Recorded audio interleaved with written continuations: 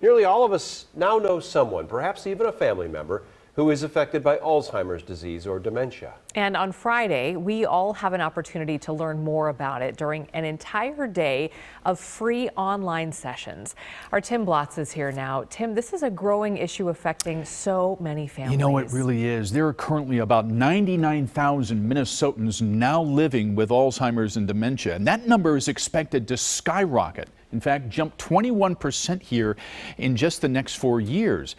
And that only tells half the story because it doesn't include the caregivers.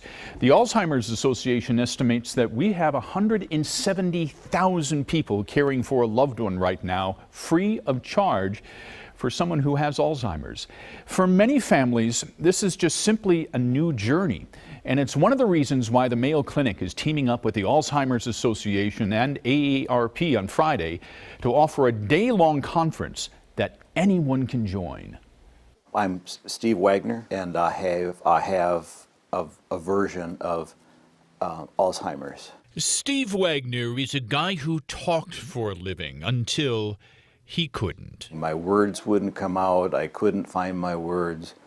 I was kind of forgetting things. He still is, including the age he was diagnosed. 57.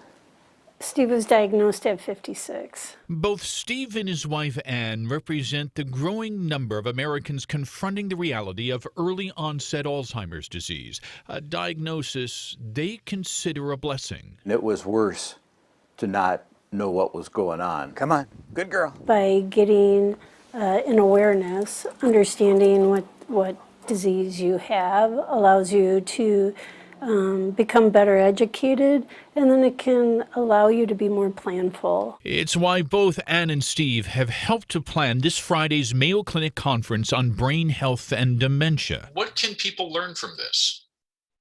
Well, it's going to be a conference that's focused around hope.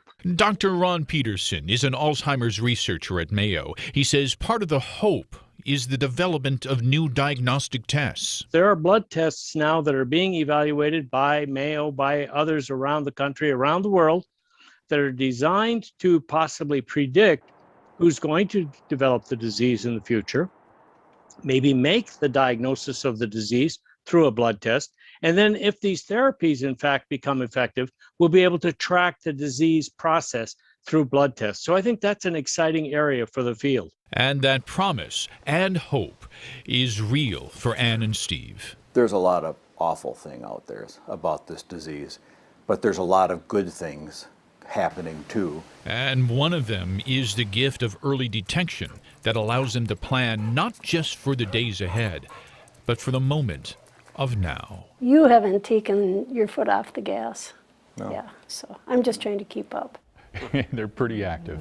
The Mayo Clinic Conference is live streamed. It's going to be a virtual conference again on Friday, starting at about 9 o'clock, 9:30 in the morning, running through the afternoon, and it's free.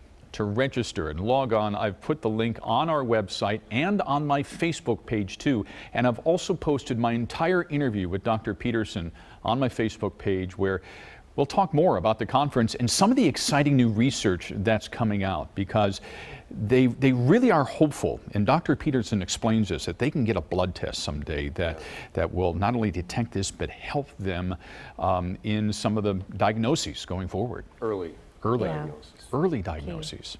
It affects so many people. It really does. And again, free concert. Log on. Thank you. Yeah.